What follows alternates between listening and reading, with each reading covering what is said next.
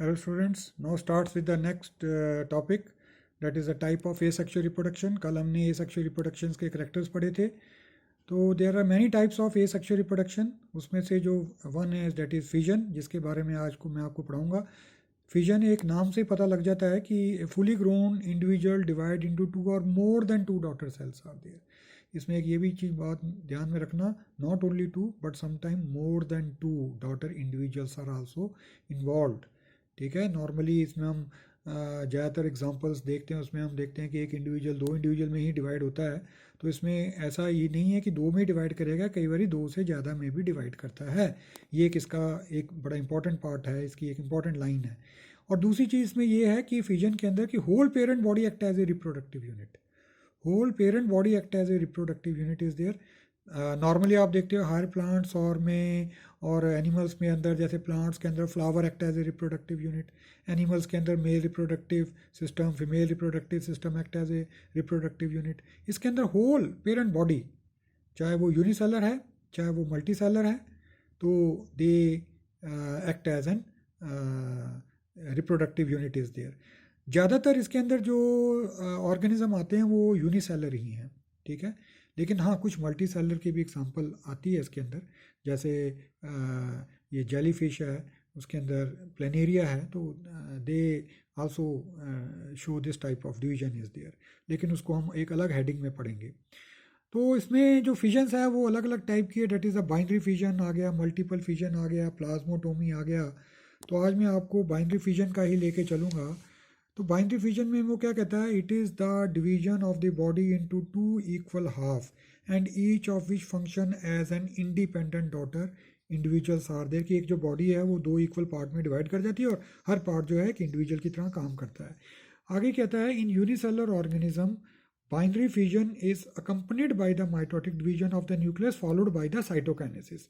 कि पहले nuclear division हो जाएगी, फिर जो है वो साइटोकाइनेसिस हो जाएगी. ठीक है, लेकिन इन मल्टी सेलर ऑर्गेनिज्म, ये एक बड़ी इंपॉर्टेंट लाइन आ गई, multi cellular organism individual divide into to organism by a sort of constriction और क्लीवेज. ये that is very important thing कि जो यूनिसेलर ऑर्गेनिज्म के अंदर, ठीक है, पहले माइटोटिक डिवीजन से न्यूक्लियर डिवीजन होगी, उसके साथ ही साइटोकाइनेसिस हो जाती है. साइटोकाइनेसिस होगी मतलब साइटोप्लाज्म डिवाइड हो गया. लेकिन इसके अंदर जो मल्टी सेलर ऑर्गेनिज्म के अंदर क्या होता है कि क्लीवेज ऑफ द बॉडी होती है. बॉडी जो है वो दो पार्ट में डिवाइड करती है, बॉडी दो पार्ट में डिवाइड करती है. ठीक है, तो इसमें क्लीवेज ऑफ द बॉडी. अगर you don't say cytokinesis in the multicellular organism, here in multicellular organism individual divide into two organism by a sort of cleavage or a constriction is there. We don't use the word cytokinesis. ये इसमें एक बड़ी important line है. वो कहता है कि organism showing binary fission seldom die of senescence or a old age because as soon as they mature their body divide into two daughter cells. ये मैंने पहले भी आपको फर्स्ट लेक्चर में भी बताया था कि जो यूनिसेलर ऑर्गेनिज्म है they are immortal are there because their cytoplasm will divide into two individuals. ठीक है ना, cytoplasm will divide into two equal daughter cells are there, so none of the cytoplasm is wasted, so that's why we say it is an immortal is there. उसके बाद कहता है जो fission है, जो बाइनरी फिजन की जो अभी हमने बात की कि हम ये बाइनरी फिजन ही पढ़ रहे हैं, तो बाइनरी फिजन के अंदर वो कहता है depending upon the plane of the division it is of following type is there. कि ये प्लेन ऑफ डिवीजन कैसे है, जैसे सिंपल बाइनरी फिजन जिसको हम कहते हैं, इसको हम इरेगुलर बाइनरी फिजन भी कहते हैं. Division occurs through any plane is there. ठीक है ना, ये division occurs through any plane is there. लेकिन इसमें एक बड़ी इंपॉर्टेंट चीज़ ये आती है कि जो cytokinesis take place in any plane by its, कहता है here the cytokinesis take place in any plane by its plane is perpendicular to the karyokinesis is there. ये बड़ी इंपॉर्टेंट लाइन है कि जो साइटोकाइनेसिस जो है, cytokinesis take place in any plane, its plane is perpendicular to the karyokinesis is there. मतलब जो karyokinesis होगी ना वो हमेशा परपेंडिकुलर टू द साइटोकाइनेसिस होगी. इस बात को समझ रहे हो ना कि जो कैरियोकाइनेसिस होगी वो जो एक तरह से साइटोकाइनेसिस होगी that is perpendicular to the plane of karyokinesis. जैसे मैं अभी आपको ये डायग्राम, एक एनसीईआरटी का भी डायग्राम है, उससे भी मैं आपको दिखाता हूँ. ये आप देख रहे हो एनसीईआरटी के डायग्राम में.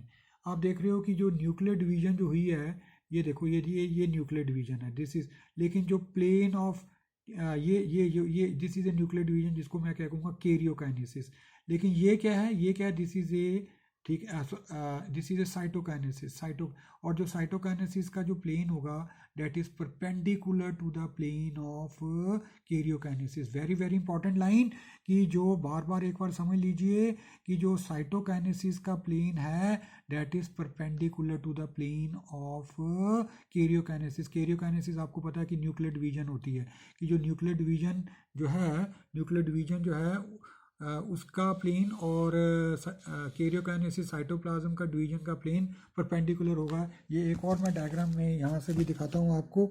ये देखो अमीबा में, इसमें आप देख रहे हो कि ये आप देख रहे हो कि this is the what is karyokinesis is taking place, और ये जो साइटोकाइनेसिस है ये लाइक दिस। तो इट इज़, जो कैरियोकाइनेसिस का प्लेन है वो ऐसे है, ठीक है, और जो साइटोकाइनेसिस का जो है वो प्लेन है ऐसे है। तो it is perpendicular to the cytokinesis. इसके अंदर एग्जांपल जो दी गई है डेट इज़ अमीबा के बारे में दी गई है। इसको इरेगुलर इसलिए कहा गया है कि plane of division can be from any angle, ठीक है ना, plane of the karyokinesis can be of any angle, plane of karyokinesis is of any angle, but the plane of cytokinesis will always perpendicular to the karyokinesis। जो cytokinesis यानी कि जो cytoplasm की division होगी वो न्यूक्लियर डिवीजन के perpendicular होगी। ये एक इसमें एक बड़ी इंपॉर्टेंट लाइन है।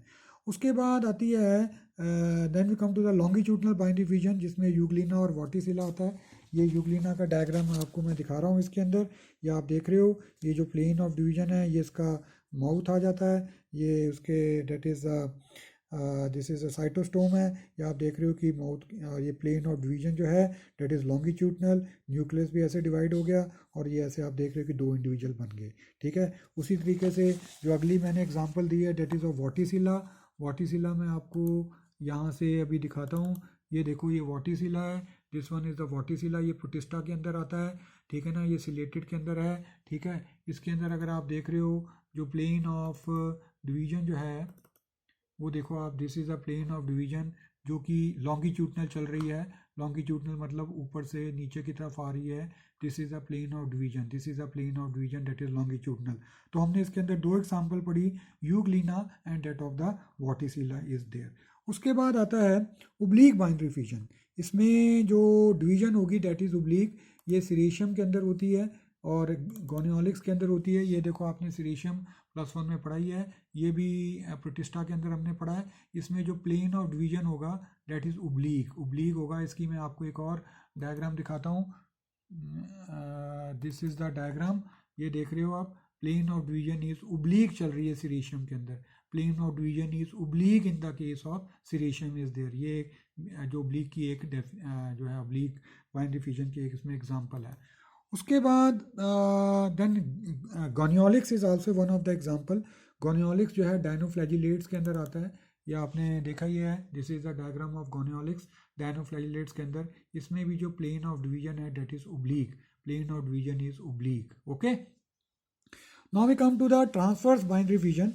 ट्रांसवर्स बाइंडरी डिवीजन के अंदर पैरामीशियम एंड डाई एटम्स आता है। अभी मैं आपको इसकी जो एनसीईआरटी में डायग्राम दिया गया है उससे मैं आपको बताता हूँ।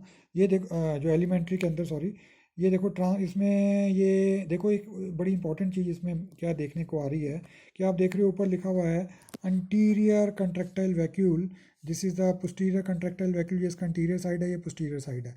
इसमें एक ये बड़ा न्यूक्लियस होता है जिसको मेगा न्यूक्लियस बोलते हैं, छोटे को माइक्रो न्यूक्लियस बोलते हैं। इसमें एक बड़ा इंपॉर्टेंट चीज़ है कि जो मेगा न्यूक्लियस है वो ए माइटोटिकली डिवाइड करता है।